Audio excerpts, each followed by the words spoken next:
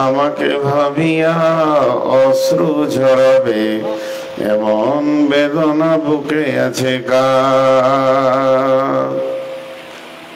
Lobar আশাই বেঁধে রাখে সকলে আঁচলে আপন জনে,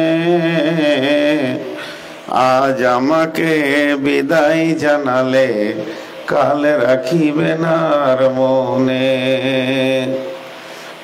ভেবে নিবে তারা আমি তাদের দিতে পারিব না কিছু আর, আমাকে ভাবিয়া অশ্রু ঝরাবে এমন বেদনা বুকে আছে কার।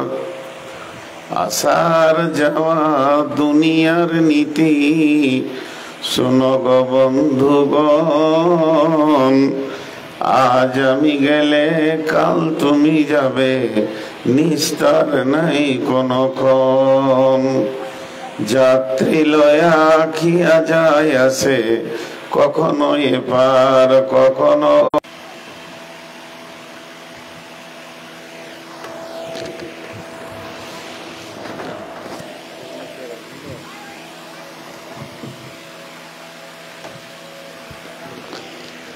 কই পানির বোতল কই? এই ফ্যানটা বন্ধ করেন, ঘোরাতে হবে না, বন্ধ। যাকে গরম লাগবে সে বাইরে যাবে।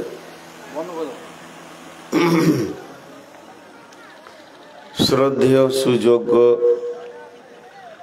আজকের সবার সভাপতি, উপস্থিত আকাশের তারকা সাদৃশ্য আলেম ওলামা বৃন্দ, সামনে আমার দিনদার ইমানদার মুমিন ভাই সকল ও পর্দা থেকে শুননেওয়ালি মোমেনা মা ও বোনেরা, প্রশংসা গুণগান গণকীর্তন স্তব স্তুতি ভালোবাসা তকদির হায়াত মওত রুজি সবকিছুর মালিক আল্লাহ, যে মহান মুনিব আজকে আমাদেরকে বিভিন্ন কর্মব্যস্ততার ভিতর দিয়েও একদিনই মাহফিলে আসার তৌফিক এনায়েত করেছেন। এর জন্য সেই মুনিবের দরবারে শুকরিয়া করি আলহামদুলিল্লাহ। দরুদ ও সালাম বর্ষিত হোক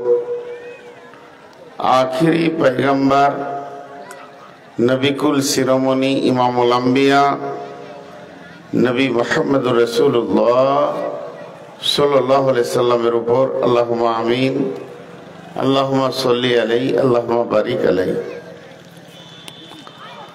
মোহতারাম ভাই, আজিজ বুজুর্গ দোস্ত, আমি আপনাদের সামনে সূরা আনফাল থেকে 3টি আয়াত পড়েছি এবং সূরা সফ থেকে একটি আয়াত পড়েছি, সেই সাথে একটা হাদিসে নববী পড়েছি। এই কয়েকটি আয়াতকে সামনে রেখে খুব স্বল্প সময়ে কয়েকটি কথা বলে আমি বিদায় নিব নিয়ত করছি। ওমা তৌফিকি ইল্লা বিল্লাহি আলাইহি তাওয়াক্কালতু ওয়া ইলাইহি উনীব। তবে আমি বক্তব্য শুরু করার আগে 2-3টি ছোট ছোট কথা বলবো। 2-3টি একদম ছোট ছোট কথা বলবো, একটু ধ্যান দিয়ে শুনেন।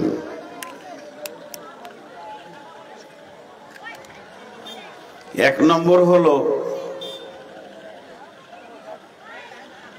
বসাটা কি ঠিক হয়েছে? আপনাদেরকে আমি জিজ্ঞেস করছি, এই সামনেটা ফাঁকা কেন? এটা ফাঁকা কেন? নদীর এপার আর ওপার, বক্তা একপারে বাংলাদেশে আর শ্রোতা ভারতে। এটা তো শরীয়ত নয়। দাওয়াতে তাবলীগে যখন কথা শুরু হয় তো বলে ভাই কাছে এসো, এটাও তো একটা তাবলীগ। আর স্টেজটা এত উঁচু করা হয়েছে, মনে হচ্ছে যেন আমি হিমালয় পর্বতে চেপে আছি।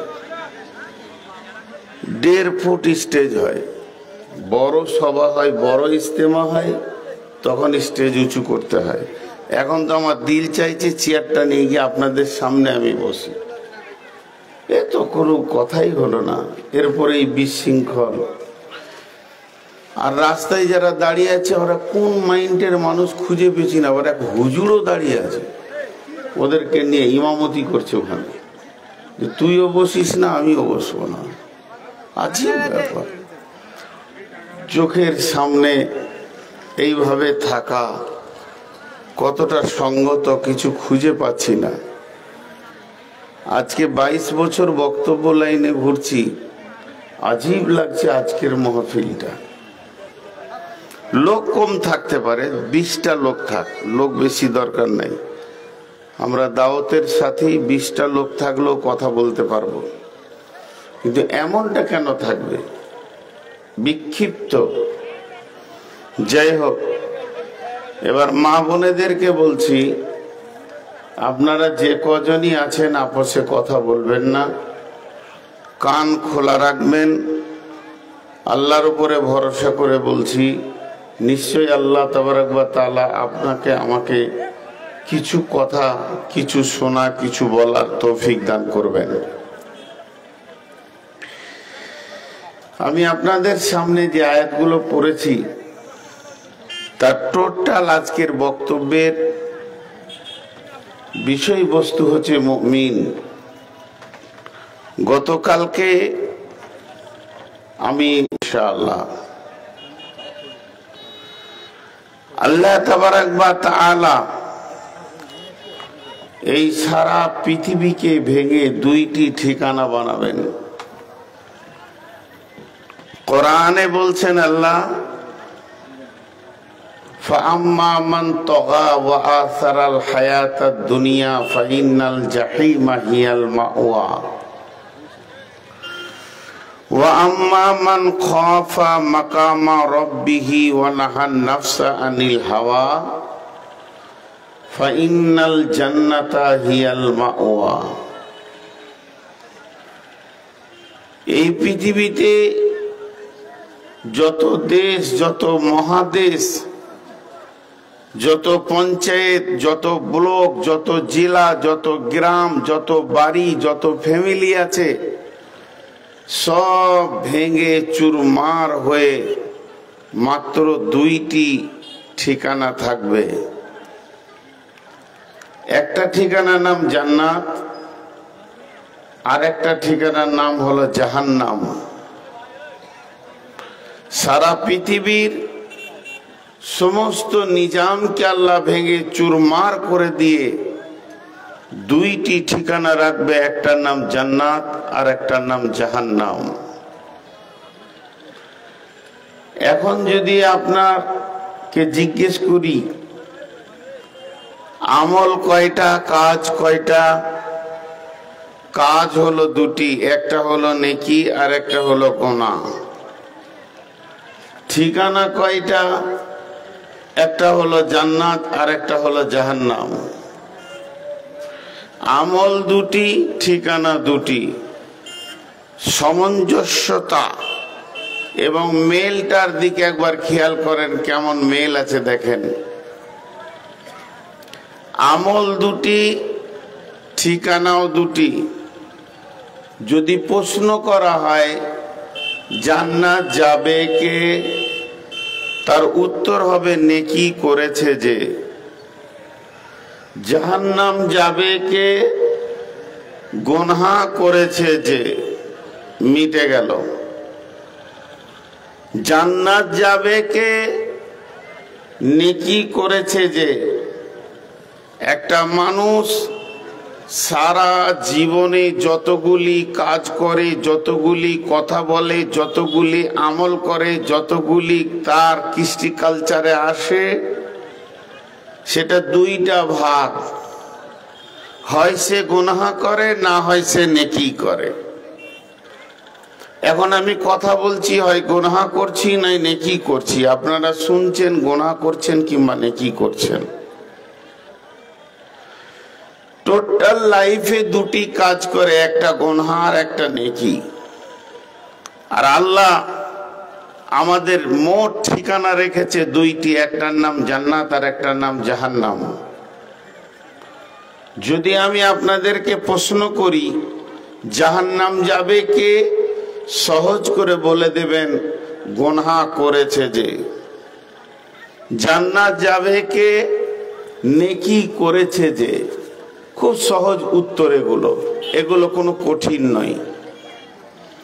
এখন প্রশ্ন হলো, যদি আপনারা সাধারণ মানুষ একটা কাগজ আর কলম আলিমে ওলামাকে দেন আর বলে দেন যে যত গুনাহ আছে আপনারা একটা লিস্ট করে দেন, আর যত নেকি আছে আপনারা একটা লিস্ট বানিয়ে দেন, আমরা জীবনে আর ওই গুনাহগুলো করব না, আর আমরা জীবনে এই নেকিগুলো আর ছাড়বো না, খালি লিস্ট তৈরি করে দেন।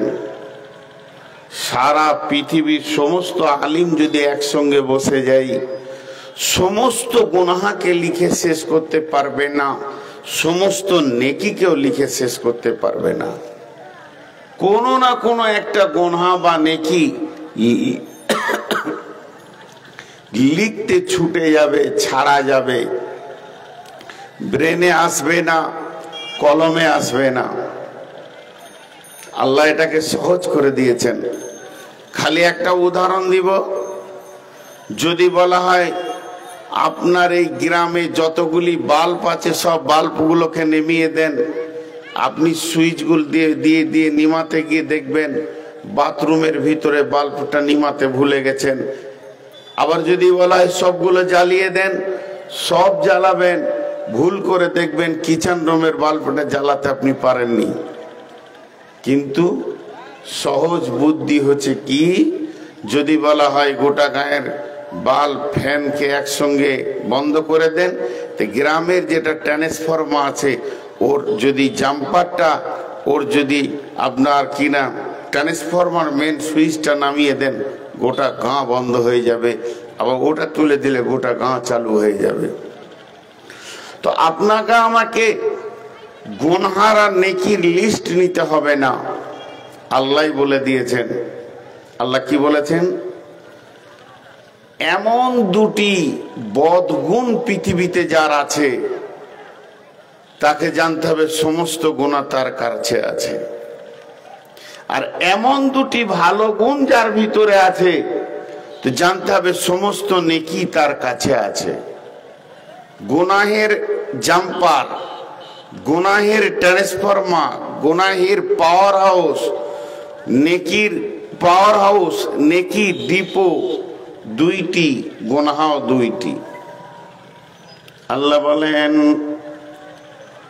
ফাম্মা মান তাগা ফাম্মা মান তাগা ওয়া আসারাল হায়াতাদ দুনিয়া ফাইন্নাল জাহিমা হিয়াল মাওয়া। গোলাম রে, তোমাকে একটা দুটা 10টা 20টা করে গুনহার কোনো লিস্টে বানাতে হবে না, গুনহার কোনো পর্চি বানাতে হবে না। যে মানুষটির ভিতরে দুইটি বদগুণ আছে, দুইটি গুনাহ আছে, দুইটি নোংরা অভ্যাস আছে, জেনে নিতে হবে ওই লোকটির কাছে সমস্ত গুনাহ আশ্রয় নেবে, আর লোকটি জাহান্নামে চলে যাবে। আল্লাহ নিজে বলছেন ফাম্মা মান তাগা, একটা রোগের নাম হলো তাগা, একটা অভ্যাসের নাম হলো তাগা। ওয়া আসারাল হায়াতাদ দুনিয়া, আর দ্বিতীয় রোগটার নাম হলো আসারাল হায়াতাদ দুনিয়া। এই তগা আর আসারাল হায়াতাত দুনিয়া যার ভিতরে এসে যাবে, যে মানুষটার ভিতরে ঢুকে যাবে, ওই লোকটার জন্যে আমি বলিনি, আপনি বলেন নাই, নবীজি বলেননি, জিবরাইল বলেননি, স্বয়ং আল্লাহ বলছেন ফাইনাল জাহিমা হিয়াল মাওয়া, ওই লোকটার ঠিকানা হবে লেলিহান অগ্নিশিখা জাহান্নামের ভিতরে। তাহলে তগাটা কি? তগা একটা শব্দ, এটা একটা উদাহরণ দিলে বুঝতে পারবেন। চায়ের দোকানে গিয়ে আমি বললাম ভাই এক কাপ চা দেন তো। যখনই বললাম এক কাপ চা দেন, তো ও কি কি দেবে? পানি, চিনি, দুধ, চা পাতি, তারপরে ওইটার নাম হবে চা। যদি পানের দোকানে গিয়ে বলি একটা মিঠা পান দেন, পান দেবে, চুন দেবে, খয়ের দেবে, সুপারি দেবে, আর কিছু আর কিছু আর কিছু, নাম হলো পান। শব্দ একটা, কিন্তু বেশ কিছু উপকরণ দিয়ে নাম একটা। তো তগা শব্দটা কি কি দিয়ে তৈরি? রিয়া, তাকাব্বুর, অহংকার, ফাহেসা, কাবিরা গোনা, এই টোটালটার নাম হলো তগা। তো তগার আবিধানিক অর্থ হলো বিদ্রোহমূলক জীবন, মানে তাওয়াক্কা করে না, আল্লাহকেও করে না, রসুলকেও করে না, হাদিসও মানবো না, কোরআনও মানবো না, আমার মন যে যাবে তাই করব, এর নাম হলো তগা। ওই লোকটা হলো তগা, ওদের কোরআন হাদিসের কোনো দরকার নাই। তাহলে একটা আপনাদেরকে উদাহরণ উপমা দিই, বুঝতে পারবেন। আল্লাহর নবী, বিশ্ব নবী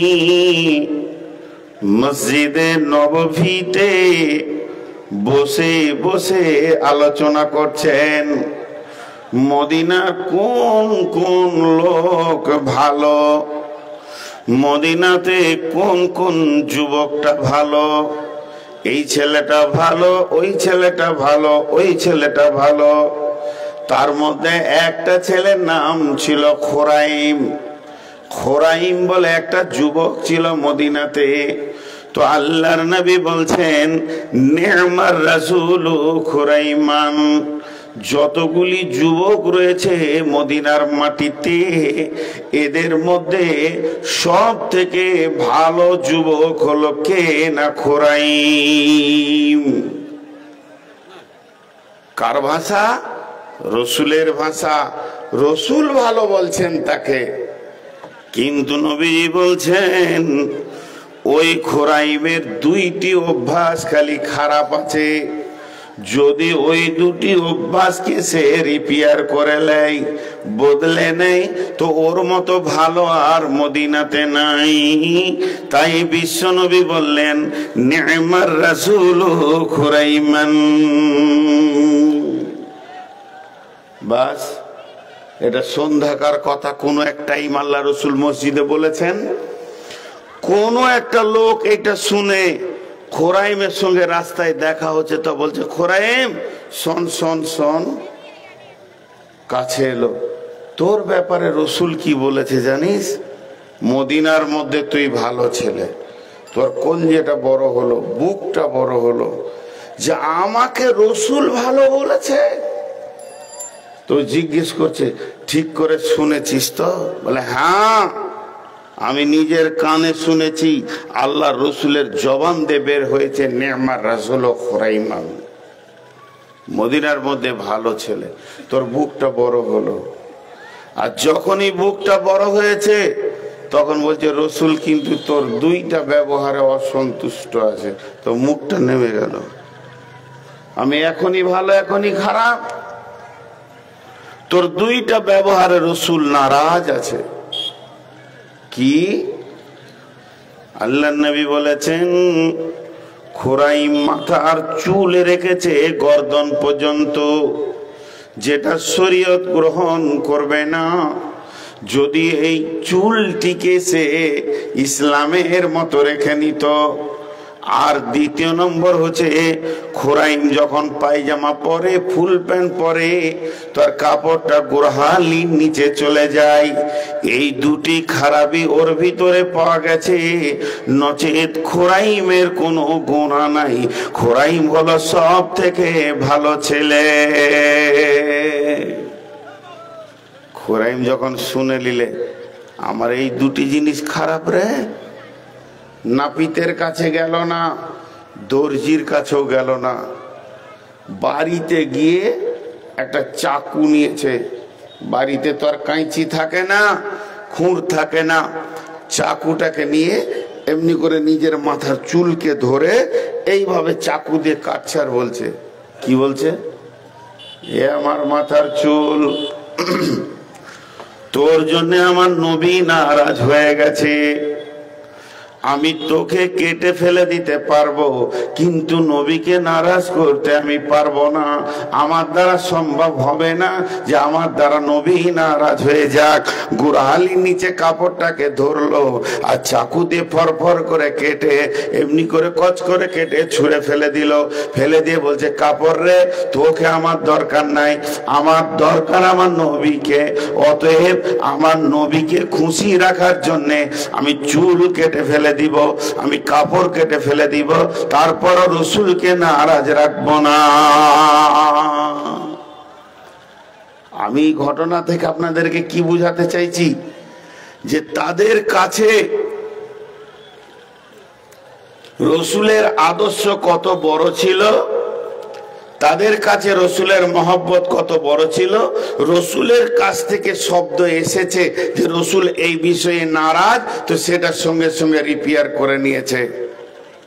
বলেন, আমরা যারা দাড়ি চাঁচা পাটি আছি, আমরা যারা মাথার মাঝে চুল রেখে চারিদিকটা কেটে ফেলেছি, যে যুবক, আপনার উপরে রসুল রাজি আছে? আপনার দাড়ি চাঁচার উপরে রসুল রাজি আছে? জানেও এটা গুনাহ, জানেও এটা খারাপ, তারপরও তাওয়াক্কা নাই, এর নাম তগা। তারপরও তাওয়াক্কা নাই, ভয় নাই, ভীতি নাই, চলছে চলবে। আমি যেমন আছি অমনি চলবো, আমি রসুলকে মানলাম না, আমি আল্লাহর কথা শুনলাম না। আল্লাহ বলছে, তুই হলি তগা। একটা উদাহরণ দিয়ে বুঝালাম আপনাদেরকে। দ্বিতীয় নম্বর, দ্বিতীয় গুনাহ, ওয়া আসারাল হায়াতাদ দুনিয়া। যারা পৃথিবীর জীবনকে বেশি প্রাধান্য দেবে, পৃথিবীর আনন্দকে বেশি গ্রহণ করবে, পৃথিবীটাই শেষ জায়গা মনে করে নেবে, পৃথিবীর ওপরে ভক্তি থাকবে, শ্রদ্ধা থাকবে, আখেরাতকে যারা আপন মনে করবে না, আখেরাতের প্রতি যাদের কারাহি হবে। সাহাবীরা বললেন, ইয়া রাসূলুল্লাহ, ওহান কাকে বলে? ওহান রোগটা কি? নবীজি বললেন, ওহান রোগ হলো, এক নম্বর হচ্ছে যে ওরা কি করবে, হুব্বুদ দুনিয়া কারাহিয়াতিল মত, তারা দুনিয়াকে ভালোবাসবে এবং মতকে তারা ঘৃণা করবে, মরতে চাইবে না। অর্থাৎ পরকালটা তাদের কাছে পরিষ্কার থাকবে না, পরকালের ব্যাপারে তারা উদাসীন থাকবে। কিন্তু বন্ধুরে, যখন মানুষ পৃথিবীকে জমে আটকে ধরে নেবে, তখন আল্লাহ তাবারাক ওয়া তাআলা বলছেন, ওয়া আসারাল হায়াতাদ দুনিয়া। পৃথিবী স্বাদ গ্রহণ করবে, মরতে চাইবে না। মরলে কার সঙ্গে মোলাকাত হবে? আল্লাহর সঙ্গে। বেঁচে থাকলে সংসার, মরলে আল্লাহ। কিন্তু ওই দিকে তাদের মন যেতে চাইবে না, তাদের ধ্যান থাকবে পৃথিবীর উপরে বেশি। এই দুটি বদগুণ যার ভিতরে আছে, একটা হলো কি, লাভ পাওয়া বিদ্রোহমূলক জীবন, আর একটা হলো পৃথিবীর মহব্বত। এই দুটি বদগুণে মানুষকে জাহান্নামে নিয়ে যাবে। ফাইনাল জাহিমা হিয়াল মাওয়া। ভালো গুণ কি? যে গুণ দুটিতে মানুষ জান্নাতে যাবে, আল্লাহ বলছেন বিসমিল্লাহির রহমানির রহিম ওয়া আম্মা মান খাফা মাকামা রাব্বিহি ওয়া নাহান নাফসা আনিল হাওয়া ফাইন্নাল জান্নাতা হিয়াল মাওয়া।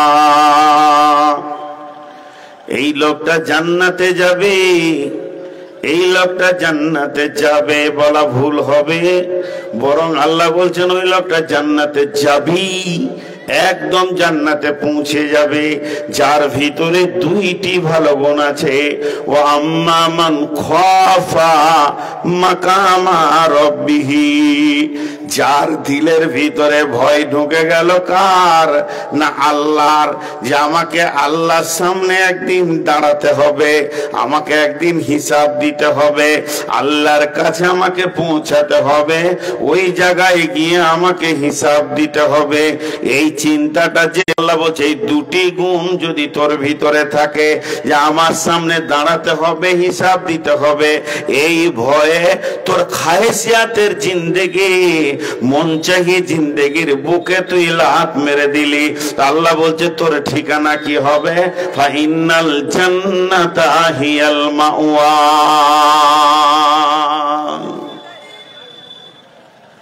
ভাইয়া আপনারা আমার দিকে খুব মন দিয়ে শুনছেন, আলহামদুলিল্লাহ ভালো লাগছে। কিন্তু যে লোকটি দাঁড়িয়ে আছে এরা কেন? এরা মানুষ না অন্য কোনো প্রাণী? আর না হয় চলে যাও, তোমাদের ওদিকে মেলা চলছে, আর আপনারাও জালসাটা এই ডেটে করলেন কেন? মেলার ডেটে জালসা করতে হয় না, ওদের বাৎসরিক মেলা হচ্ছে, তা আপনারা দুদিন পরে করেন, দুদিন আগে করেন। মেলার ডেটে জলসা করা তো ঠিক নয়। লোকে ভাববে যে মুসলিমরা মেলা করেছে, এটা না, ওখানে নন মুসলিমদের মেলা চলছে, ছেলে মেয়ে ঘুরছে, আর আপনারা সেই ডেটে জলসা করেছেন, এগুলো সমস্যা হয় ভবিষ্যতে। তো আল্লাহর রাস্তায় আপনারা বসেন। আমি পানি খাইনি, জিভে নিচ্ছি, আমার জিভ আটকে যাচ্ছে, এত বেশি সুগার। তো জলপাইগুড়ি আমার ডেটটা আগে থেকে ছিল বিধায় এটা নিয়েছি, একটার জন্য সম্ভব আসা নয়, সেই শরীরের কন্ডিশন নাই, খুব অল্প সময়ে আমি চলে যাব। তো যে কোটি কথা আমি গোছিয়ে বলছি আমরা মন দিয়ে শুনি।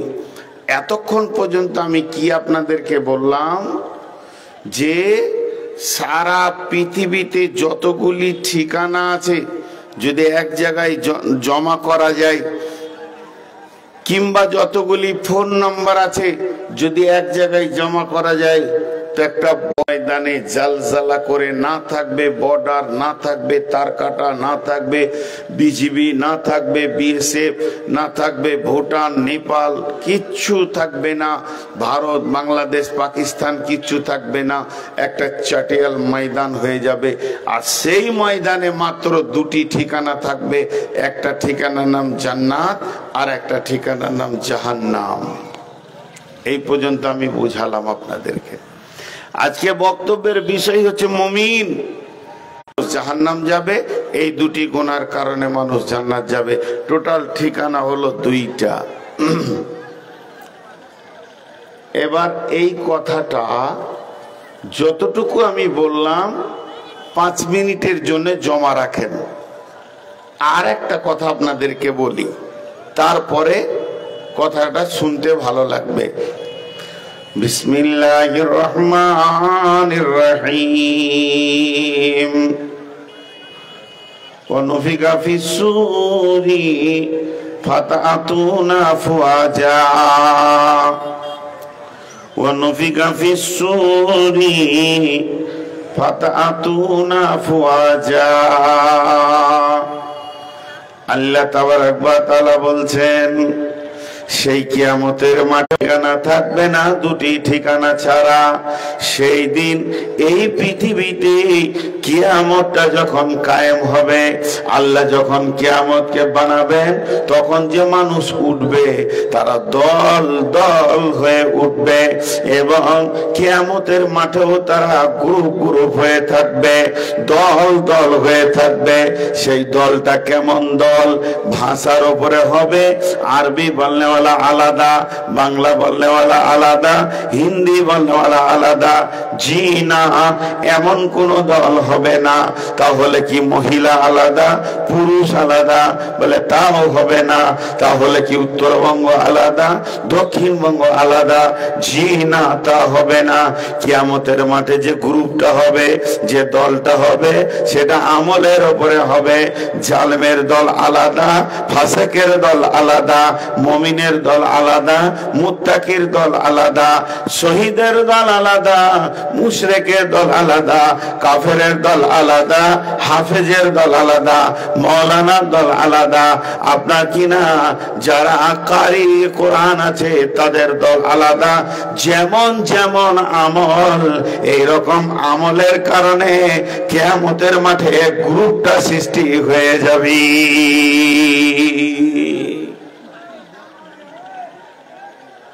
আল্লাহ তাবারাক ওয়া তাআলা সারা পৃথিবীর মুশরিককে এক জায়গায় জমা করবেন, সারা পৃথিবীর কাফেরকে এক জায়গায় জমা করবেন, জালিমকে এক জায়গায় জমা করবেন, মুনাফিককে এক জায়গায় জমা করবেন, মুত্তাকিকে এক জায়গায় জমা করবেন, মুমিনকে এক জায়গায় জমা করবেন, শহীদকে এক জায়গায় জমা করবেন। এইভাবে দলের গ্রুপটা হবে। জি, এইভাবে দলের গ্রুপটা সৃষ্টি হবে কিয়ামতের মাঠে। ভাইয়া, সেই দলগুলির ভিতরে কে জান্নাতি কে জাহান্নামী? এইখানে যে আমরা বসে আছি, আমাদের ভিতরেই জান্নাতি আছে, আমাদের ভিতরেই জাহান্নামী আছে। কে বলবে? কার বলার ক্ষমতা আছে যে এই লোকটা জান্নাতি আর এই লোকটা জাহান্নামী?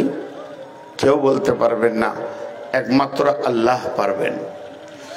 কিন্তু যখন কিয়ামত হয়ে যাবে, যখন দল সৃষ্টি হয়ে যাবে, আপনি বুঝবেন মুশরিকের দল জাহান্নাম যাবে, কাফেরের দল জাহান্নাম যাবে, আপনার মুনাফিকের দল জাহান্নাম যাবে, জালিমের দল জাহান্নাম যাবে, পক্ষান্তরে মুমিনের দল জান্নাত যাবে, মুত্তাকির দল জান্নাতে যাবে, শহীদের দল জান্নাতে যাবে, সালেহিনের দল জান্নাতে যাবে, সাবেরিনের দল জান্নাতে যাবে। জি ভাই, আমি আপনাদেরকে কত দূর নিয়ে আসলাম? কঠিন কিয়ামতের মাঠে দুইটি ঠিকানা থাকবে, ওই দিককার আর এই দিককার জমিয়ে দিচ্ছি। আর তার ভিতরে যতগুলি দল জান্নাতে যাবে, তার মধ্যে একটা দলের নাম হচ্ছে মুমিন। তার মধ্যে একটা দলের নাম কি বললাম? মুমিন। সকলে মহব্বতের সঙ্গে বলি, তার মধ্যে একটা দলের নাম কি বললাম? মুমিন। এখন যদি আমরা মুমিন হয় তো জান্নাতে যাব। আমার ভূমিকা শেষ, আমি মেন বায়ানে এখন যাব। ছোট্ট একটা উদাহরণ দিব। কোনো মানুষ যদি মনে করে আমি চাষ করতে পারবো না, ব্যবসা করব না, আমি সরকারের টাকা মাসে মাসে তুলবো আর আনন্দ চিত্তে সংসার করে খাবো, তাহলে তাকে পড়াশোনা করে হয় মাস্টার হতে হবে, নাই ডাক্তার হতে হবে, না ইঞ্জিনিয়ার হতে হবে, নাই কোনো প্রফেসর হতে হবে। যে কোনো একটা সরকারি চাকরিতে ঢুকলেই বাস, সে এবার সারা জীবন বেতন তুলবে, চাকরি করবে, খাবে। তার মানে একটাই লোককে ডাক্তার, মাস্টার, ইঞ্জিনিয়ার সব হতে হবে না, একটা হলেই হবে। তো কোন লোক যদি মনে করে যে আমি আল্লাহর জান্নাতে চির সুখের জায়গায় আমি থাকবো, আমি জাহান্নাম যাব না। তো যতগুলি গ্রুপ জান্নাতে যাবে, মুমিন যাবে, মুত্তাকি যাবে, সলেহিন যাবে, সবেরিন যাবে, সদেকিন যাবে, শহীদ যাবে, আপনার যতগুলি গ্রুপ জান্নাতে যাবে, সেই গ্রুপের ভিতরে আপনি আমি যদি একটা হতে পারি, একটা হয় মুমিন, না হয় মুত্তাকি, না হয় শহীদ, না সবেরিন, না সদেকিন, একটা হয়ে গেলি আপনি আমি জান্নাতে চলে যাব। আজকের ভূমিকা আমার শেষ। এখন খালি আপনাদের কাছ থেকে একটা সাউন্ড নিব, শুনতে চাইব আজকের বক্তব্যের বিষয় কি।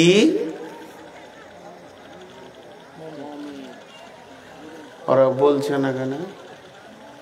আপনারা বলছেন না কেন? না না, এখন তো বলিনি, এখন তো আমি শুনতে চাইছি না, এখন অন্য জিনিস শুনতে চাইছি। আপনারা বলছেন না কেন? আচ্ছা, আপনারা দাঁড়িয়ে আছেন কেন? মানুষের বাচ্চা না বাঁদরের বাচ্চা? না তোদের বাপদাদারা গাধা ঘোড়া ছিল? লজ্জা শরম হায়া বলে কিছু নাই? 3-4টা লোক পেরেশান হয়ে গেল তোদের পেছনে, তোদের ব্যবহার বলে দিচ্ছে তোরা কোন বংশের ছেলে, তোদের বাপদাদারা কি ছিল। গাধার দল, লজ্জা শরম হায়া নাই, 3-4টা লোক ওদের পেছনে পেরেশান হয়ে গেল। ঘুরে ঘুরে রাস্তায় বসে, ঘুরে ঘুরে রাস্তায় বসে। আজকের বক্তব্যের বিষয় কি? মুমিন। সকলে জোরে বলেন, বিষয় কি? মুমিন। সবাই বলেন, সবাই সবাই, তবেই জানবো যে বুঝেছেন। আজকের বক্তব্যের বিষয় কি? মুমিন। আল্লাহ আমাদেরকে মুমিন বানিয়ে নেন, বলেন আল্লাহুম্মা আমিন। এখন আমরা মুমিন হব, তো কার কাছে যাব?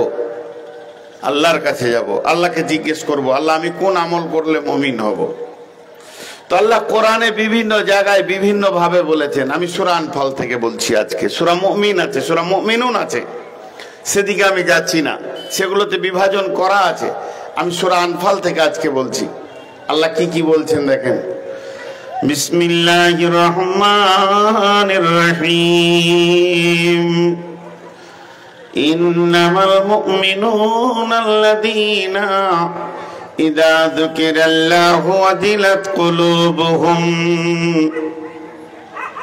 ওয়া ইযা তুলিয়াত আলাইহিম আয়াতুহু যাদাতুহুম ঈমানা ওয়া আলা রাব্বিহিম ইয়াতাওয়াক্কালুন। الذين يقيمون الصلاة ومما رزقناهم ينفقون। কয়টা বললেন? 5টা। কয়টা গুণের কথা বললেন? 5টা। কি বললেন আল্লাহ? ইন্নামাল মুমিনুনা আল্লাযীনা ইযা যুকিরাল্লাহু ওয়াজিলাত কুলুবুহুম ওয়া ইযা তুলিয়াত আলাইহিম আয়াতুহু যাদাতুহুম ঈমানা ওয়া আলা রাব্বিহিম ইয়াতাওয়াক্কালুন। আল্লাযীনা ইউকিমুনাস সালাতা وَمِمَّا رَزَقْنَاهُمْ يُنْفِقُونَ। 5টা বলার পর আল্লাহ বলছেন উলাইকা হুমুল মুমিনুনা হাক্কান।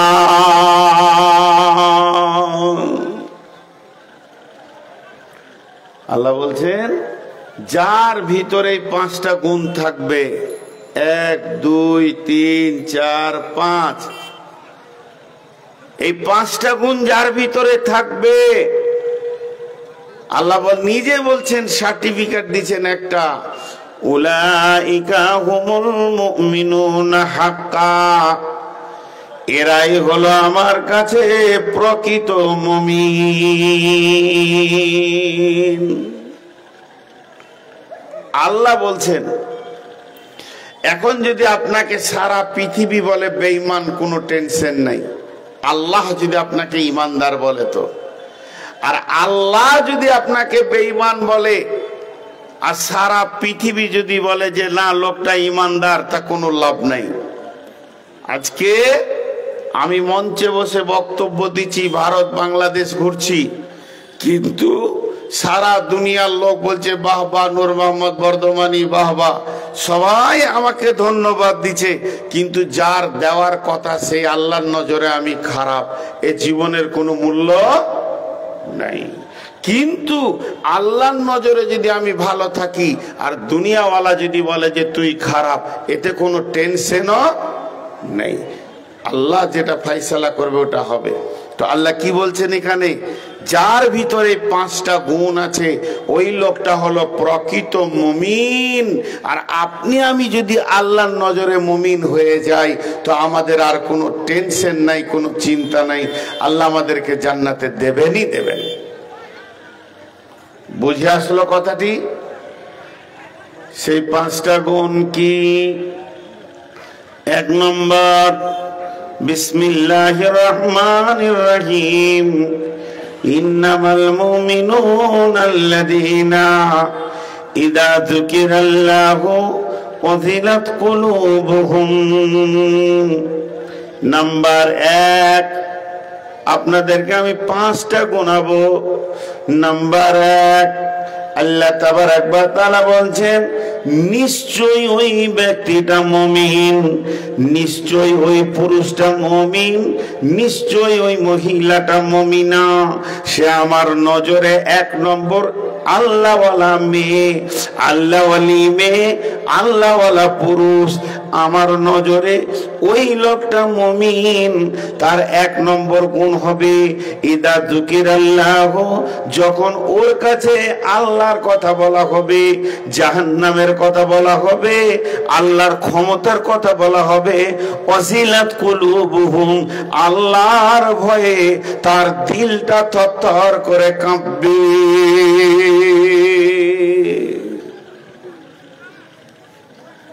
জি, কাউকে জিজ্ঞেস করতে হবে না, কোনো মুফতির কাছে যেতে হবে না।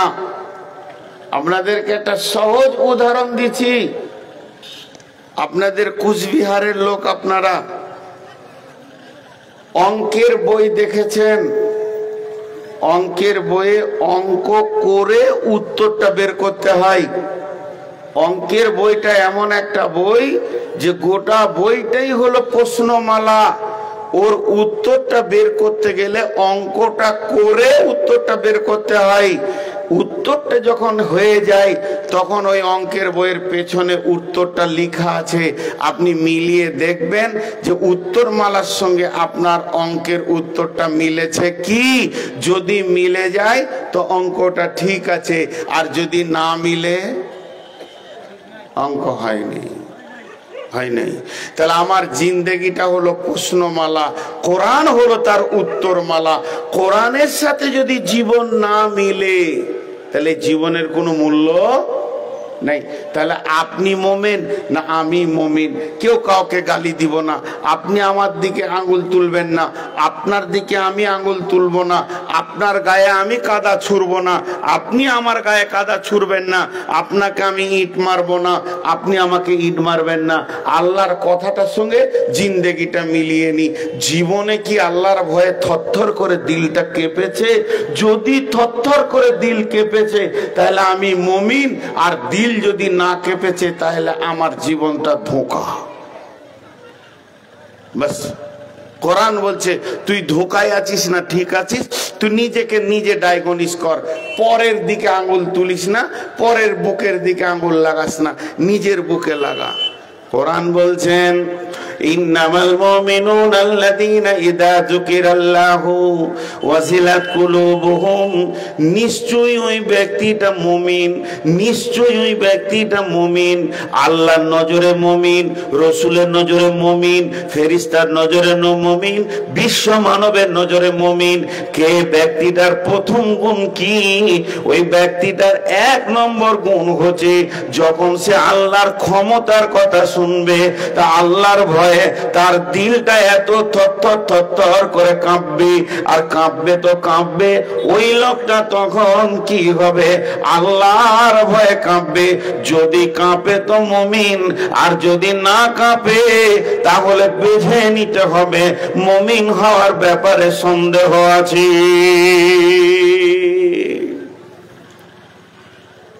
হাজি ভাই, জেনারেটর দেখেছেন? জেনারেটর,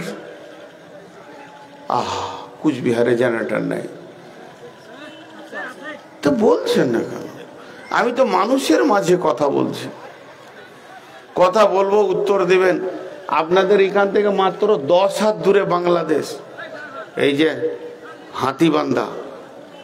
হাতিবান্ধা ইউনিয়নে আমি অনেক জলসা করেছি।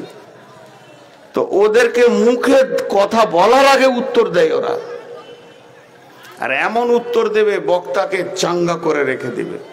আমি প্রশ্ন করছি, আপনারা উত্তর দিচ্ছেন না। জি ভাই, এটা ঠিক নয়, এটা শরীয়তে আদবের খিলাফ। আপনারা আল্লাহর হস্তে একটা উত্তর দেন। তো জেনারেটর, 2খানা জেনারেটর নিয়েছেন, একটা লয় এখান থেকে ওই 200 গজ দূরে ওইখানে নামিয়ে দেন। একটাকে স্টার্ট করে দেন, চলছে, আর একটা বন্ধ আছে। 200-500 গজ দূরে থেকে বলা যাবে যে কোনটা চলছে কোনটা বন্ধ আছে? দূরে থেকে বলা যাবে? যে জেনারেটরটা চলবে ওর ভিতরে 2টো গুণ পাবেন। কি? একটা ধোঁয়া বার হবে আর কাঁপবে, আর যে কাঁপবে না, ধোঁয়া বার হবে না, ও চলে নাই। তো যে জেনারেটরটা কাঁপবে, ধোঁয়া বার হবে, কি করবে? ও কি করবে? যে জেনারেটরটা কাঁপবে, যে জেনারেটরটা ধোঁয়া বের করবে, ও আপনাকে আলো দেবে, মাইক চালাবে, অন্ধকার দূর করবে, ফ্যান ঘোরাবে, কম্পিউটার চালাবে, সমস্ত কাজ তার দ্বারা হবে। আর যে জেনারেটরটা ধোঁয়া বের হবে না, যে জেনারেটরটা কাঁপবে না, ইঞ্জিনটা সিজ হয়ে গেছে, ওর দ্বারা আলো জ্বলবে না, পথ দেখা যাবে না, ফ্যান ঘোরাবে না, ঠান্ডা পাওয়া যাবে না, মাইক চলবে না, বক্স চলবে না, কম্পিউটার চলবে না। কেন কাঁপেনি? তার মানে হচ্ছে এই মানুষের ভিতরে যে মানুষটা আল্লাহর ভয়ে কাঁপবে, আর চোখ দিয়ে যার অনবরত পানি বের হবে, এর দ্বারা কি হবে? আল্লাহ পাবে, রসুল পাবে, হেদায়েত পাবে, মসজিদের দরজা পাবে, হেদায়েতের রাস্তা পাবে। যে মেয়েটি আল্লাহর ভয়ে কাঁদবে, ওই মেয়েটি আল্লাহ পাবে, রসুল পাবে, হেদায়েত পাবে, সোজা রাস্তা খুঁজে পাবে।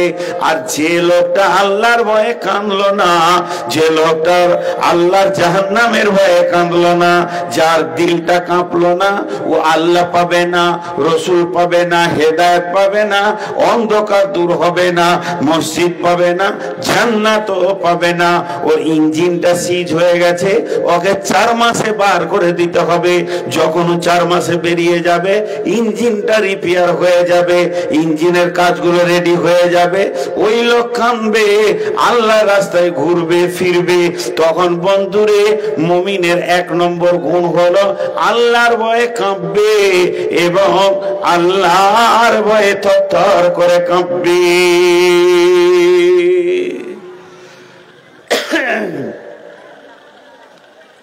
আমি আপনাদেরকে কাফের বলিনি, মুশরিক মুনাফিক বলিনি, তবে মুমিনও বলছি না। আপনি আমি নিজে নিজে বুঝে নিব যে আমার দিলে আল্লাহর ভয় আছে কিনা, আমি আল্লাহর ভয়ে কেঁদেছি কিনা। বর্তমান মানুষ কাঁদে কি কাঁদে না? মানুষের কান্না বন্ধ আছে? কাঁদছেন কেন? আব্বা মারা গেছে, কাঁদছেন কেন? মা মারা গেছে, কাঁদছেন কেন? ভাইয়া অ্যাক্সিডেন্ট করেছে, আপনি কাঁদছেন কেন? ভাই ভাবি মারা গেছে, ছেলেগুলো এতিম হয়ে গেছে, ওদের দিকে তাকিয়ে কাঁদছি। আপনি কাঁদছেন কেন? বলে আমার গোডাউনে আগুন লেগেছে। আপনি কাঁদছেন কেন? বলে আমার গাড়ি পাল্টি হয়ে 10 লক্ষ টাকা নষ্ট হয়ে গেছে। আমাদের কাঁদার কারণগুলো বিভিন্ন রকম আছে, কিন্তু একটা লোক খুঁজে বের করেন, আপনি কাঁদছেন কেন? বলে আল্লাহর ভয়ে। আমি আল্লাহর ভয়ে কাঁদছি। এই লোকটি পাওয়া বড় মুশকিল হয়ে যাবে। এই লোকটি পাওয়া বড় মুশকিল হয়ে গেছে। মুশকিল নাই, আল্লাহর ভয়ে কাঁদনে ওয়ালা নাই। আল্লাহ তাবারক ওয়া তাআলা বলছেন, তুমি যদি প্রকৃত মুমিন হতে চাও তাহলে আমার ভয়ে তুমি চোখের পানি বের করো। 1 নম্বর গুণ গেল। নাম্বার 2, ওয়াইদা তুলিয়াত আলাইহিম আয়াতুহু যাদাতুহুম ঈমানা। মুমিনের 2 নম্বর গুণ হবে, যখন সে কোরআনের আয়াত শুনবে এবং তাফসীর শুনবে, আল্লাহর কালাম পাক শুনবে, তখন তার ঈমান বাড়বে। দাওয়াতের রাস্তায় কি বলছে? ঈমানের মেহনত করলে ঈমান বাড়ে, মেহনত ছেড়ে দিলে ঈমান কমে। তো ঠিক মুমিনের গুণ হচ্ছে, ওর কাছে যখন কোরআনের আয়াত শোনানো হবে তো ওর ঈমান বাড়বে বাড়বে বাড়বে। জি, কেমন কেমন? ঈমান এমন একটা জিনিস, এর ট্রেনিং এর দরকার আছে। ঈমান শিখার বিষয় আছে। ঈমান ইয়াকিনকে বাড়ানো এর প্রয়োজন আছে, কিন্তু আমরা সে মেহনত করি না। ওখান থেকে আমরা একদম জিরোতে দাঁড়িয়ে আছি। কিন্তু আল্লাহ বলছেন আমার আয়াতের তেলাওয়াত শুনলে তার ঈমান বাড়বে। কেমন একটা উদাহরণ দিই। মোবাইলের ভিতর একটা ব্যাটারি আছে। মোবাইল ব্যবহার করলে ব্যাটারিটা কমে, চার্জে লাগালে ব্যাটারিটা বাড়ে, চার্জ হয়। তো মুমিন ঘর সংসার করবে, ছেলে পিলে নিয়ে ঘুরবে, ব্যবসা বাণিজ্য করবে, চাষবাস করবে, যখন এই কাজের সঙ্গে যুক্ত থাকবে তখন তার ঈমান আস্তে আস্তে লোপ পাবে। আবার যখন মেহনতে বেরিয়ে যাবে, কোরআন হাদিস শুনবে, তালিমের হালকায় বসবে, তো ঈমান বাড়বে। কথাটা বোঝাতে পারলাম? এবার একটা উদাহরণ দিব, উদাহরণটা খুব ভালো করে শুনবেন। আল্লাহ তাবারক ওয়া তাআলা বলছেন, ওয়াইদা তুলিয়াত আলাইহিম আয়াতুহু যাদাতুহুম ঈমানা। যখন তার উপরে আপনার কিনা আয়াতকে তেলাওয়াত করে শোনানো হবে, তখন মুমিনের ঈমান বাড়বে। কেমন বাড়বে? এবার একটা উদাহরণ দিই, উদাহরণটা মন দিয়ে শুনবেন। এই গ্রামের আরেকটাই সাথে কথা বলি। কথাটা হচ্ছে কি জানেন? আজকে যেই মাহফিলটা করেছেন যে কমিটি, এই কমিটি আছে একটা, এর পেছনে মেহনত আছে। তো এই কমিটি গ্রামে ঘুরে কালেকশন করেছে, ভাই কিছু দেন, ভাই আপনি দেন, আপনি দেন। একটা লাইট মাইক আছে। তো বিভিন্ন রকম লোক আছে, বখিলদের অনেক বুদ্ধি আছে। তো কিছু লোক আছে, ওরা কি বলবে যে এগুলো মাহফিল করে কোনো লাভ নাই, যে কার সেই যেমন তেমনই আছে, কোনো লাভ নাই ভাই আমার। জি, এটা ভুল ধারণা আপনার। এই উদাহরণে আপনি বুঝতে পারবেন লাভ আছে না নাই, লাভ আছে না নাই বুঝতে পারবেন। আল্লাহ কোরআনে বলেছেন, ওয়াযাক্কির ফাইন্না যিকরা তানফাউল মুমিনিন, তানফাউল কাফিরিন তানফাউল মুশরিকিন তানফাউল মুনাফিকিন। আল্লাহ কোরআনে বলেননি যে তোমরা জিকিরের হালকা করো, স্মরণের আমার আলোচনা করো, কোরআন হাদিসের আলোচনা করো, মুমিনের লাভ হবে, কাফের মুশরিকের লাভ হবে না, মুনাফিকের লাভ হবে না। কারণ স্বয়ং রসুলের মজলিসে মুনাফিক তো মুনাফিকই থেকে গেছে। কথাটা বোঝাতে পারলাম? এই যে মোবাইলগুলো এখানে দিয়েছে, এই মোবাইলগুলোতে মেমোরি আছে। মেমোরি মানে অডিও ভিডিওকে ধরার ক্ষমতা আছে। যদি মেমোরিটা না থাকে ধরবেও কোনো কিচ্ছু ধরবে না। তো মুমিনের দিলটা হচ্ছে মেমোরিওয়ালা। তো কোরআন হাদিস বললে ওর ঈমানটা বাড়ে। এবার কেমন বাড়ে একটা উদাহরণ দিচ্ছি। আপনাদের এই যে বাস স্ট্যান্ড যেটা দেখে আসলাম, রোড থেকে নেমে এলাম, এই মোড়ে আপনার গ্রামের কোনো একটা ছেলে দোকান দিয়েছে, নতুন দোকান। দোকানটা কিসের না ব্যাটারি রিপেয়ারের দোকান। সে দিল্লি বোম্বাই থেকে ভালো ব্যাটারি রিপেয়ার শিখে এসছে। আর এখন টোটোতে তো গাদা গাদা ব্যাটারি লাগছে, তো দোকানটা চলছে খুব সুন্দর। এবার পুরাতন 20-25টা ব্যাটারিকে খুলে তাকে রিপেয়ার করে সুন্দর করে সব কিছু দিয়ে চার্জে বসিয়ে দিয়েছে। পুটপুট করে চার্জ হচ্ছে, আগামী কাল ওগুলো ডেলিভারি দেবে। আরো 2টো ব্যাটারিকে খুলে কাজ করছে। এমন সময় আপনার গ্রামের একটা ছেলে মেন্টাল রোগী, মাথায় ব্রেনের দোষ, ছেলেটা পড়তে ভালো ছিল, ওখানে চলে গেছে ওর কাছে। গিয়ে ওকে বলছে কি করছিস, ওকে বলছে কি করছিস, এইটা বলেছে খালি। তো ও দেখছে একে এত কথা বলবো যে রিপেয়ার করছি, রিচার্জ করছি, অত দরকার নেই। সোজা করে বলছে এইগুলোতে কারেন্ট ভরছি, এইগুলোতে কারেন্ট বিদ্যুৎ ভরছি। তখন ওর হাতে একটা প্লাস্টিকের বোতল ছিল, বলছে 1 বোতল বিদ্যুৎ ভরে দে। ঢুকবে? আপনারা বলেন ঢুকবে? বড় জার, বলছে ভরে দে। তখন এ বেচারা বলছে এটাতে ঢুকবে না। যখনই বলেছে ঢুকবে না, তা একটা মোটা ইট নিয়েছে রোড সাইডে, মেরে দেবো তোকে। দেখছে পাগলা মানুষ, যদি মেরেই দেয় তো দোষ ওর হবে না, বিধায় ওর ইট খাওয়ার থেকে বাঁচার রাস্তা হচ্ছে 2টো তার নিয়ে এসে জারে ভরে দিলে। ও খুশি হয়ে গেল। তোকে বললে কালকে এসে নিয়ে যাবি, 1 জার কারেন্ট হবে। হবে? জোরে বলেন হবে? কেন হবে না? এটাও প্লাস্টিকের জার, যেটা ব্যাটারি সেটাও প্লাস্টিকের পেটি, এটাও প্লাস্টিক, এটাও প্লাস্টিক। কিন্তু ও বিদ্যুৎ ধরে রাখলো, ই কেন রাখতে পারলো না? যদি এই প্রশ্ন করেন, মিস্ত্রি বলবে এর ভিতরে তামার তার আছে, কার্বোটার আছে, অ্যাসিড আছে, ডিস্টিলেটর আছে।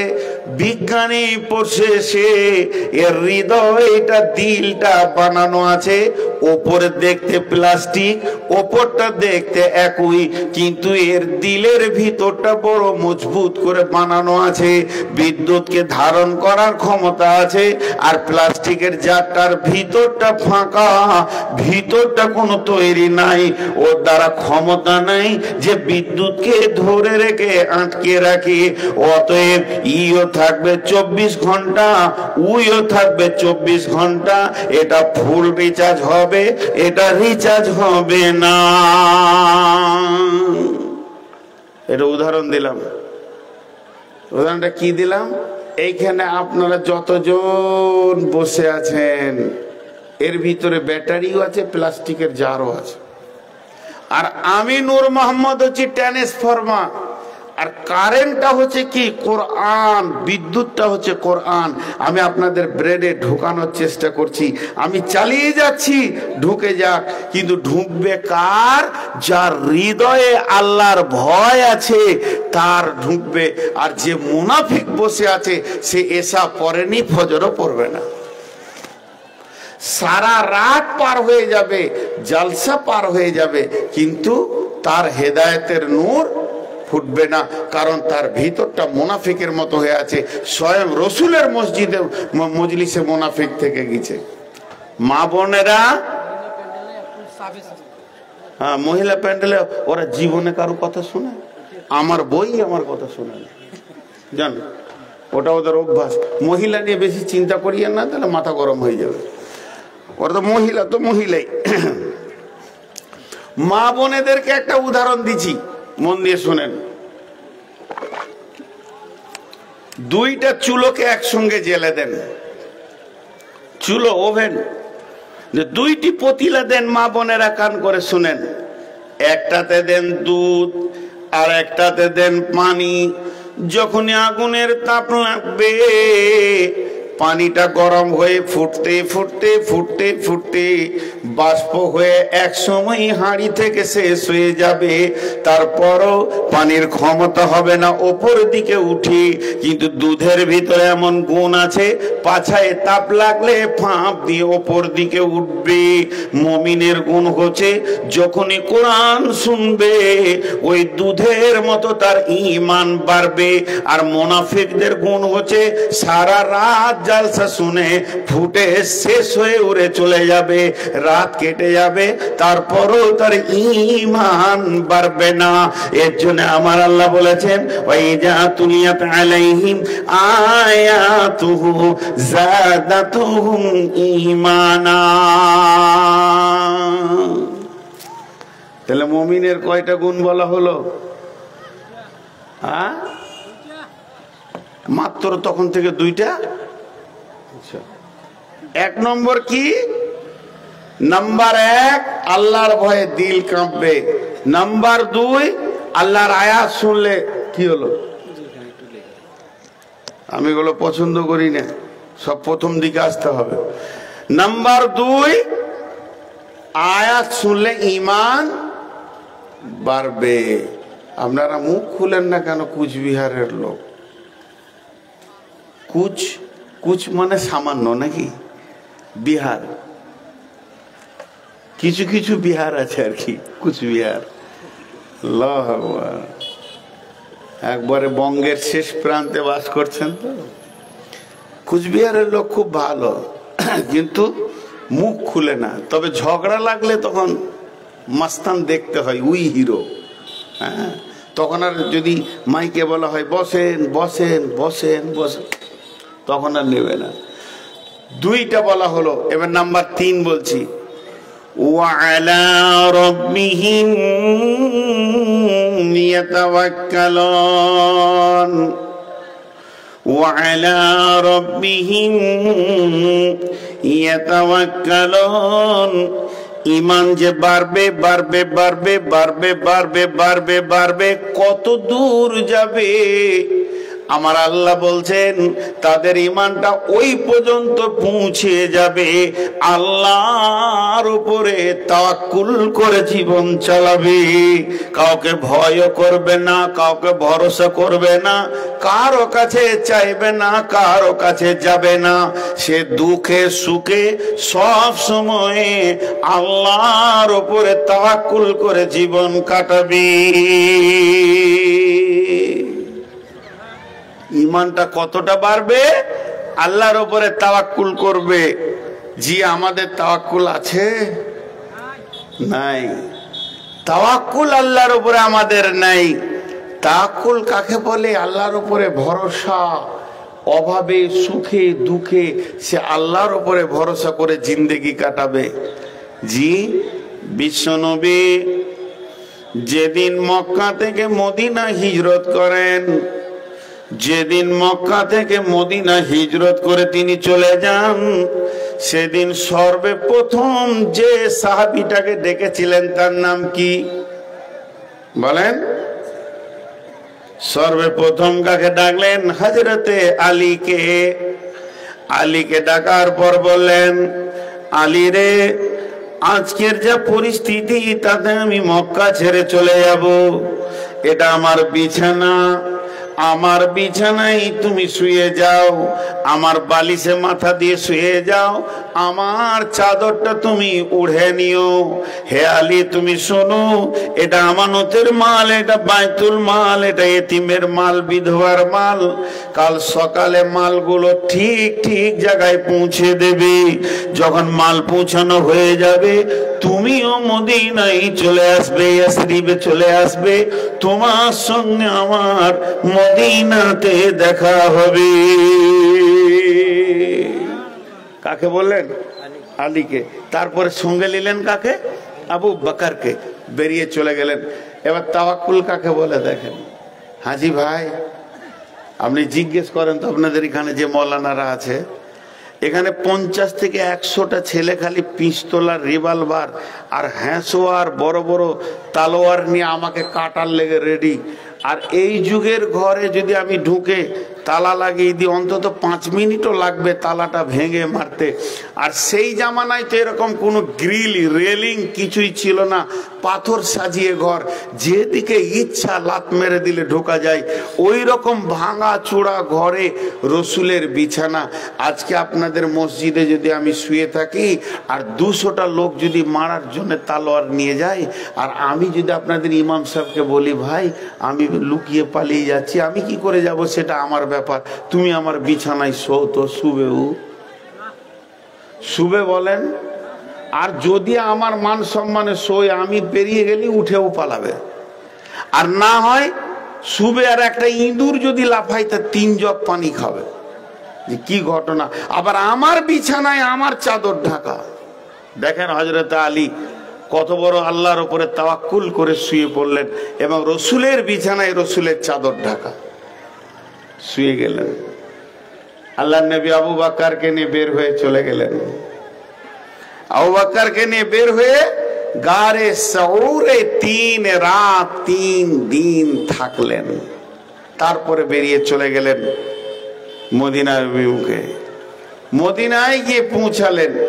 হাজি ভাই একটা কথা বুঝি, হঠাৎ ধরেন এখন কোনো ঝামেলা সৃষ্টি হয়ে গেল, কথার কথা বলছি, আপনারা ঝামেলা করতে আসেননি, এমন হইচই, কে কাকে মারে, কে বাঁশ নিচে, কে লাঠি নিচে।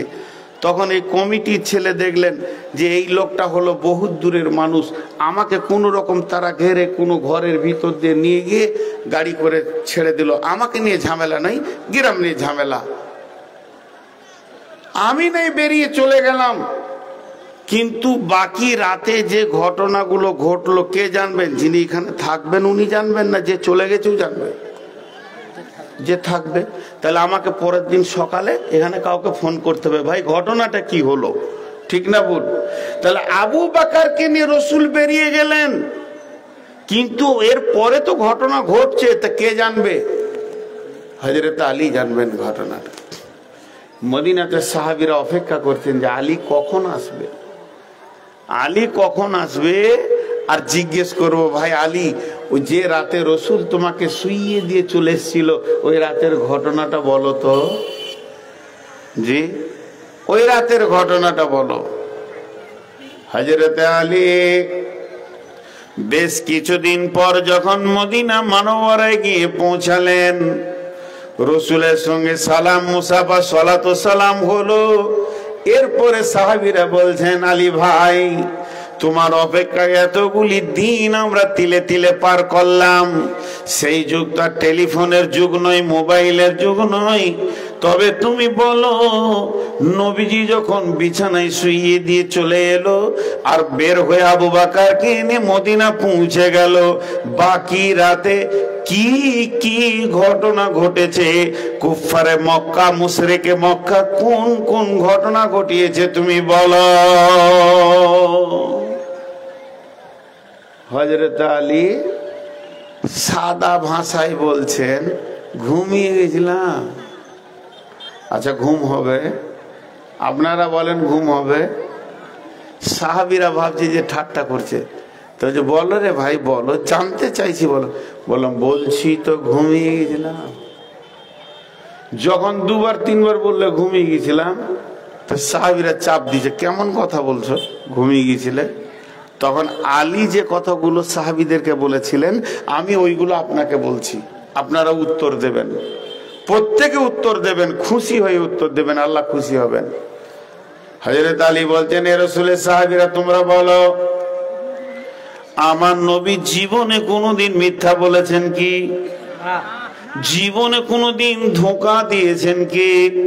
কোন মানুষের সঙ্গে প্রতারণা করেছেন কি? আল্লাহ নবীর জবান দিয়ে যা বের হয়েছে তা ঘটেছে কি ঘটেনি? তাহলে আল্লাহ হযরত আলী সব কথা যখন সাহাবীদেরকে বললেন, তখন হযরত আলী বলছে, শোনো, আমাকে বিশ্বনবী শুধু শুতে বলেননি, বিশ্বনবী বললেন, এটা আমার বিছানা, এটা আমার চাদর, এটা আমার বালিশ। আলী রে, তুমি আমার বালিশে মাথা দিয়ে শুয়ে যাও, আমার চাদরটা ঢাকা নিয়ে নাও। এরপরে নবীজি বললেন, আলী রে, এখানে বাইতুল মাল আছে, আমানতের মাল আছে, বিধবা এতিমের মাল আছে, সকালে এগুলো বন্টন করবে। যখনই নবীজির জবান থেকে এটা বের হয়ে গেল, তখন আমি আলী বুঝে নিলাম সকাল পর্যন্ত আমাকে কেউ মারতে পারবে না। আমার নবীর জবান থেকে বের হয়েছে, আমি সকালে মাল বিলি করব। এরপরে নবীজি বলছেন, আলী রে, তুমি মদিনায় চলে আসবে, তোমার সঙ্গে আমার মদিনায় দেখা হবে। তখন আমার ঈমান আরো মজবুত হয়ে গেল।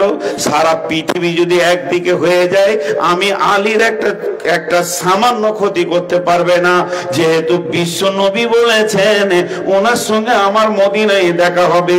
আল্লাহ তার রসুলের জবানের দিকে তাকিয়ে, আল্লাহ তার রসুলের সম্মানে যতদিন না আমি মদিনা যাব, অতদিন আমার জন্য আজরাইল পাঠাবেন না। কারণ আমার নবী বলেছেন তোমার সঙ্গে আমার মদিনায় দেখা হবে। তাই আমার রসুলের কথার উপরে বিশ্বাস করে, রসুলের কথার উপরে ঈমান এনে, রসুলের কথার উপরে একিনে রেখে, আল্লাহর উপরে তাওয়াক্কুল করে নিশ্চিন্তে ঘুমিয়ে গেলাম।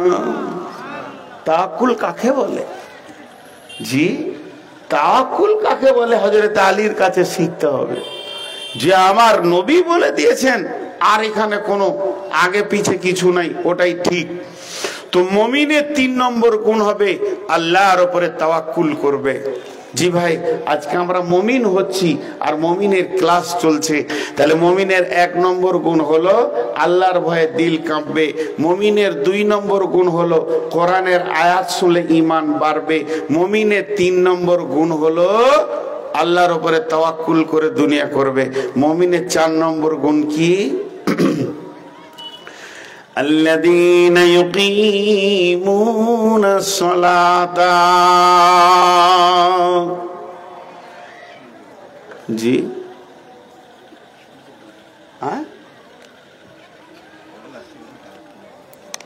কি বলেন? কেন ধান উঠে নিতে কালেকশন দেবে কি করে? দেখেন 4 নম্বর, الذين يقيمون الصلاة। মুমিন যে হবে 5 ওয়াক্তের নামাজকে সে কায়েম করবে। বেনামাজি মুমিন হতে পারে না, মুমিনও বেনামাজি হতে পারে না। বেনামাজি মুমিন হতে পারে না, মুমিনও বেনামাজি হতে পারে না। মুমিন যে হবে, ভুলবশত বড় বড় গুনাহ হয়ে যেতে পারে মুমিনের দ্বারা, কিন্তু নামাজ ছাড়ার মতো গুনাহ মুমিন কোনোদিন করবে না। আর বেঈমান কাফেরের দ্বারা বড় বড় নেকি হয়ে যেতে পারে, কিন্তু নামাজ পড়ার মতো নেকিটা সে করবে না। অতএব মুমিন কোনোদিন নামাজ ছাড়তে পারে না। মুমিন কাকে বলে? যে মুমিন হবে সে কোনোদিন নামাজকে কোনোদিন ছাড়বে না, নামাজ কোনোদিন ছাড়বে না। 5 ওয়াক্তের নামাজ সে কায়েম করবে। তাহলে মুমিনের কত বড় গুণ, সে সালাত কায়েম করবে। মা সালাত। জি ভাই, আমার দিকে টেনশন হন না, 5 মিনিট বিরতি দিব তো বলি। তাহলে এদিক ওদিক তাকানোর কোনো প্রয়োজন নেই। প্রয়োজন এটাই যে কোরআন ও হাদিসের গুরুত্ব বেশি দেন। মুমিন কি? সে সালাত আদায় করবে। বেনামাজি কোনোদিন মুমিন হতে পারে না। মুমিন যে হবে সে 5 ওয়াক্তের নামাজি হবে। সালাত কাকে বলে? সালাত কি? এতগুলি লোক আছেন, সালাতের ডেফিনেশন কি? নামাজ। সালাতের মানে নামাজ। সালাত কাকে বলে? বিশ্বনবী যখন মেরাজ থেকে এলেন এবং সাহাবীদেরকে বললেন তোমাদের জন্য 5 ওয়াক্তের সালাত নিয়ে আসলাম, তো সাহাবীরা বললেন মা সালাত ইয়া রাসূলুল্লাহ, সালাত কাকে বলে, কি জিনিস? দুটি ডেফিনেশন, মন দিয়ে শুনবেন। বিসমিল্লাহির রহমানির রহিম। ইন্নাস সালাতা তানহা আনিল ফাহশাই ওয়াল মুনকার। সালাত এমন একটা জিনিস আপনাকে ফাহেসা এবং মুনকার, খারাপ জিনিস থেকে যে রুখে দেবে। আপনার সালাত এমন একটা বস্তু যে আপনাকে গুনাহ থেকে বিরতি করে রাখবে, এরই নাম হলো সালাত। রেনকোট বুঝেন? বরসাতি আপনারা অনেকে বুঝবেন না। আপনারা দেখেছেন বর্ষার সময় মোটর সাইকেল চালালে একটা প্লাস্টিকের জামা পরে, এটাকে রেনকোট বা বরসাতি বলে। এটা কেন পরে? এটা পরে কেন? ওর উদ্দেশ্য মুষলধারা বৃষ্টি হবে, আমার গায়ে লাগবে না, আমার গায়ে পানি লাগবে না, এর নাম রেনকোট। সালাত হলো একটা রেনকোট, সালাত হলো বরসাতি। যে লোকটা 5 ওয়াক্তে সালাত পড়ে নিল সে যেন রেনকোট পরে নিল। আর এই পৃথিবীতে গুনহার বৃষ্টি চলবে, তার গায়ে গোনা লাগবে না, এর নাম হলো সালাত। তবে রেনকোট পরার পর যদি কোনো জায়গা ভিজে যায় তাহলে জানতে হবে লিক আছে। সালাত পরার পর যদি কোনো মানুষ গুনাহ করে তো জানতে হবে ও সালাতটা কমপ্লিট কবুল হচ্ছে না, কোনো জায়গায় লিক আছে। যত পরিমাণ সালাত কবুল হবে অত পরিমাণ গুনাহ ওর কাছ থেকে চলে যাবে। একটা কলসিতে পানি নাই আর হাওয়া আছে, যত পরিমাণ পানি ঢোকাবেন অতটা পরিমাণ হাওয়া বেরিয়ে যাবে। তো নামাজকে বেশি থেকে বেশি ভালো করতে হবে, সুন্দর করে বানাতে হবে। আপনি নামাজকে যত আল্লাহর কাছে কবুল করাবেন আপনার আমার কাছ থেকে তত পরিমাণ গুনাহ দূরে সরে যাবে। এই জন্য কোরআন বলছেন ইন্নাস সালাতা তানহা আনিল ফাহশাই ওয়াল মুনকার। নিশ্চয়ই সালাত এমন একটা জিনিস যে তোমাকে ফাহেসা এবং মুনকার থেকে রুখে রাখবে, এরই নাম সালাত। সালাত কাকে বলে? এর দ্বিতীয় সংজ্ঞা হচ্ছে আল্লাহ থেকে চাওয়া পাওয়ার মিডিয়ার নাম সালাত। আল্লাহ থেকে আমি চাইবো, আল্লাহ আমাকে দিবে। যে কানেকটিভের মাধ্যম দিয়ে, যে কেবলের মাধ্যম দিয়ে, যে তারের মাধ্যম দিয়ে, তারই নাম হলো সালাত। জি, আল্লাহ বান্দা, বান্দা আল্লাহ। পৃথিবীতে একটাই আমল আছে যেটা কোনো ফেরেশতার মাধ্যমে আসেনি, স্বয়ং আল্লাহ তার বান্দাকে নিজের হাতে মেরাজে দিয়েছেন, সেটার নাম হলো সালাত। তো সালাত আল্লাহ থেকে চাওয়া পাওয়ার মিডিয়ার নাম হলো সালাত। কিন্তু সালাতে ধৈর্য ধরতে হবে। যে সালাতে ধৈর্য নাই সে সালাতে মাল নাই। যে সালাতে ধৈর্য নাই, একটা জাল টাকা আর একটা অরিজিনাল টাকা। অরিজিনাল টাকায় মাল পাবেন, জাল টাকায় জেল পাবেন। যে সালাতে ধৈর্য নাই সেটা জাল টাকা, আর যে সালাতে ধৈর্য আছে সেটা অরিজিনাল টাকা, আল্লাহর কাছ থেকে মাল পাবেন। আল্লাহ নিজে বলেছেন, কি বলছেন? ইস্তাইনু, আমার কাছে চাও, বিশ্ববরি ওয়াসসালাতি, ধৈর্য এবং নামাজের মাধ্যম দিয়ে। ইন্নাল্লাহা মা'আস সাবিরিন, নিশ্চয় আমি আল্লাহ ধৈর্যশীলদের সঙ্গে রয়েছি। সব থেকে বড় মাল আল্লাহকে পাওয়া গেল। জি, আল্লাহ বাচ্চার জন্য খাওয়ার ব্যবস্থা মায়ের কাছে করেছে, দুধ, বাপের কাছে করেনি।